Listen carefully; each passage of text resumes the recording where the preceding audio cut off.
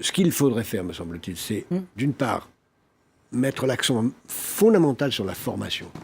Dans notre programme, nous proposons de mettre l'accent d'abord sur la formation en maternelle, qui est la clé de tout. Dès le plus jeune âge, bien sûr. La formation en maternelle, et en particulier dans les milieux défavorisés, dans lesquels les enfants arrivent en ne parlant que 500 mots, alors que si on multiplie le taux d'encadrement dans ces quartiers difficiles, on rattrapera durablement les difficultés. Et puis ensuite... Il faut, mes amis, 60 000 profs, enseignants de toutes sortes de plus, pour rattraper les postes qu'a détruit Sarkozy, pour rattraper ceux qu'a détruit, que n'a pas reconstitué François Hollande. Et vous savez, je ne vais pas me contenter de vous dire ça. Vous applaudissez, et puis vous viendrez le 19 février voir combien ça coûte, parce que tout le monde va vous dire hey, combien ça coûte. Et la bêtise, combien ça coûte. Et la mort, combien ça coûte. On a besoin de professeurs, et embaucher du monde pour éduquer les enfants enrichit le pays et ne l'appauvrit pas. Le savoir est un investissement, pas une dépense. Bon.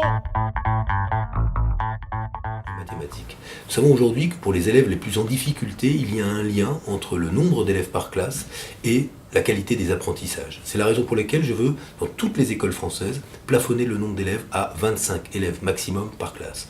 Pour les zones d'éducation prioritaire, les REP, REP+, les territoires d'outre-mer et les zones rurales défavorisées, ce plafond sera à 20 élèves par classe. Objectif, qu'il n'y ait pas de classe surchargée, que les enseignants puissent se consacrer à la fois à toute leur classe et à chacun des élèves, et ainsi lutter plus efficacement contre les inégalités sociales.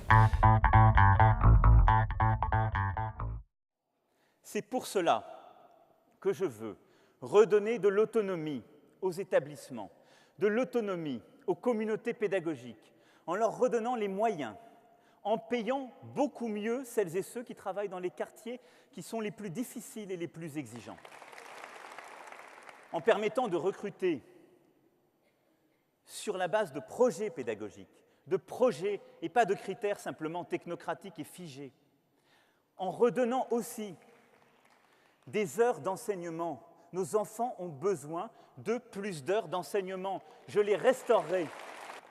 Et en donnant plus à ceux qui ont moins.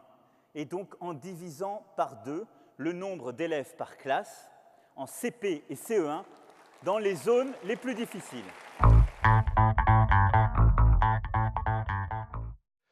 L'échec de l'école, il est lié à l'échec de l'apprentissage des fondamentaux. Ce n'est pas la faute des enseignants, c'est la faute d'une caste de pédagogues prétentieux qui ont imposé des programmes jargonnants et qui ont pris en otage nos enfants au nom d'une idéologie égalitariste.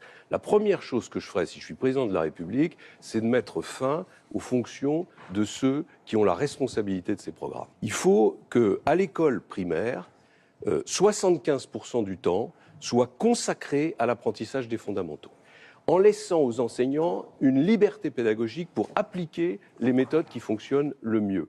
Et il faut d'ailleurs, au passage, que cette école primaire soit aussi l'école de l'apprentissage du respect, de l'autorité et de la discipline. Pour tous les enfants de France, nous voulons restaurer à l'école le roman national que des dérives jargonnantes et pédagogistes ont relégué. Nous ne voulons plus que l'État laisse se propager la haine de la France.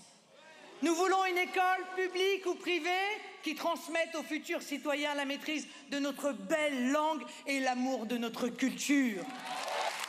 L'école fera acquérir en primaire à tous les petits Français une maîtrise parfaite des savoirs essentiels que sont l'histoire de France et les mathématiques.